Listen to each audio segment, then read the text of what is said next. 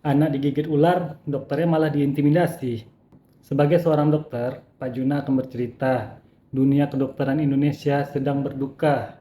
Teman sejawat kami, Dr. Ica, meninggal dunia setelah sebelumnya ramai diberitakan mengalami tekanan saat menangani pasien gigitan ular di RS Leona, Provinsi Nusa Tenggara Timur.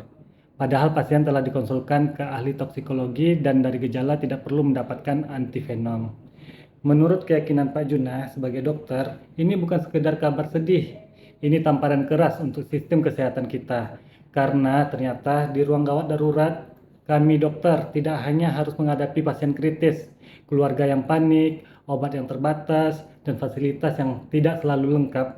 Dokter juga masih harus menghadapi oknum pejabat yang merasa jabatannya lebih tinggi daripada ilmu kedokteran. Mari kita luruskan satu hal dulu. Tidak semua gigitan ular harus langsung diberi antivenom atau antibisa. Ini bukan soal dokter tidak mau menolong. Ini bukan soal dokter lambat. Ini bukan soal dokter tidak kompeten.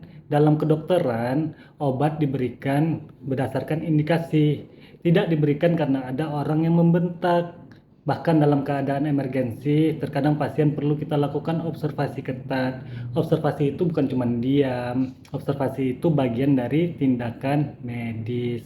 Dan ini yang masyarakat harus tahu. Antivenom di Indonesia tidak tersedia merata. Banyak rumah sakit tidak punya stok. Rumah sakit swasta, bahkan rumah sakit daerah pun tidak semua menyimpan antivenom. Bahkan jenis antivenom yang tersedia pun belum tentu cocok untuk semua ular di Indonesia. Negara kita ini punya banyak ular berbisa, tapi sistem distribusi antivenom kita tidak sekuat itu. Jadi, kalau ada pasien gigitan ular datang ke rumah sakit yang tidak punya antivenom, pertanyaan dasarnya bukan dokter bodoh atau tidak. Pertanyaan yang benar adalah kenapa sistem kita belum siap. Kalau pejabat publik benar-benar peduli, harusnya mereka marah kepada sistem itu.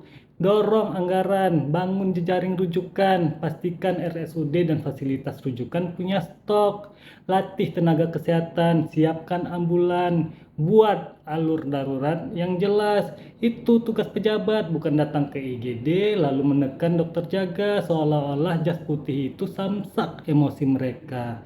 Pak Juna jujur saja, sebagai seorang dokter Pak Juna marah. Banyak dokter Indonesia marah, muak melihat pola lama yang tidak selesai. Ada orang punya jabatan sedikit, lalu merasa bisa melakukan tenaga kesehatan seperti bawahan pribadi. Datang ramai-ramai, suara ditinggikan, jabatan disebut-sebut, lalu dokter yang sedang bekerja dibuat tertekan. Ini bukan keberanian, ini arogansi, dan arogansi di ruang gawat darurat itu berbahaya. Menurut keyakinan Pak Juna, anggota DPRD itu wakil rakyat.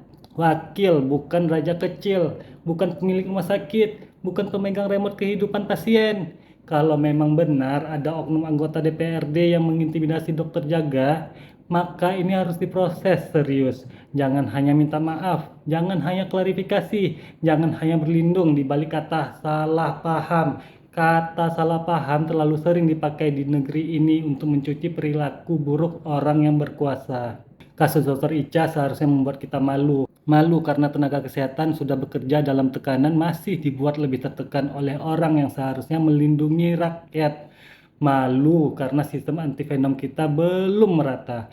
Malu karena budaya sok kuasa masih hidup subur bahkan di ruang gawat darurat. Semoga kepergian Dr. Ica menjadi alarm keras untuk negeri ini.